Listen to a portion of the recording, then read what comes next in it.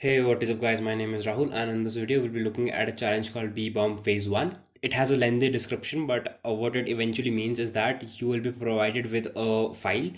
If you execute it, it will have 9 questions and each question has a unique flag which you'll have to submit it wrapped in DawgCTF over here.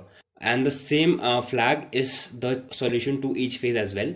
So I have already downloaded the file. As you can see, the file name is BBomb. If I run strings on it,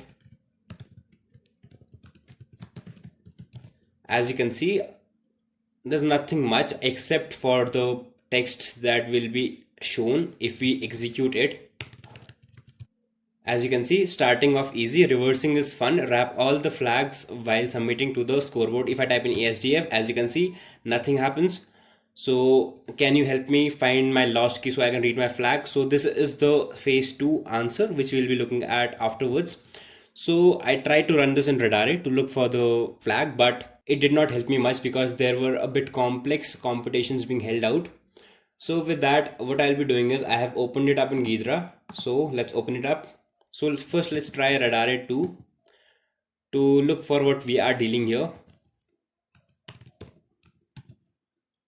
If I type in AAA and AFL, you can see that there are some functions called sim phase 1. So phase 1 is supposed to be one of the functions. So let's look for phase 1. So this is it. So even if you do not find the phase, you can look for main function. And here you can see that it is looking for phase 1. So this is phase 1. So without wasting much of your time, what I'll tell you what or how I found the flag. So as you can see here that it is accepting a input and it is storing that input in __ s. So let's write it down somewhere.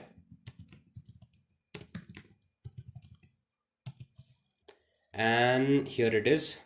So what happens is there is a __ s function and it is accepting our input. So this is our input. Then what will happen is there is a variable called local30. It has been initialized to 0. Then there is a svar1. It has the length of __ s. So whatever we enter, it will calculate its length. Then there is a svar2. It has this string.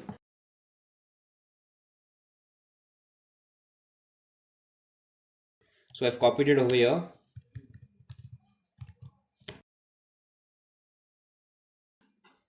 So this is essentially inside a while loop which will run until there is a false statement or a break statement encountered.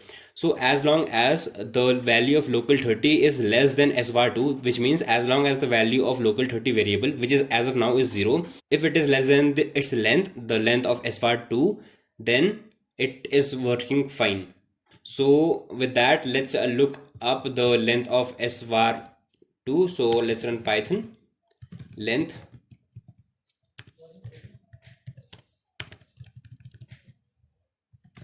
So as you can see, the length is 20. We have the length as svar2 is equal to the length of this, which is equal to 20. If you can see here, now what happens is svar2 is being given the length of our input, which is svar1, but it doesn't matter anyway. So now here it is. So this is our input, whatever we enter here. A computation is being done, and then its value is being checked against this array, because this is essentially a character array and its index is being queried against or compared against the value that we get from here. So for example, this is the string that we enter. So svar1, which is the length, essentially whatever we enter, minus local30 minus 1. For example, if I enter only this string, its length will be 20. So it will be s20. First of all, the value of local30 will be 0 and 1. So here you can see that it will equal to 19. So whatever I enter, for example, I entered only this string. What will happen is, and if you see here, it is being compared against this string only. So it will first check the last character, which is R. Similarly, the value of local 30 will keep on increasing as per this condition, and then what will happen is the next value will become, it will become 1, and this will become 18. So again this will be checked. So what is happening here is this is being computed but in reverse order. So for example, if I type in Python,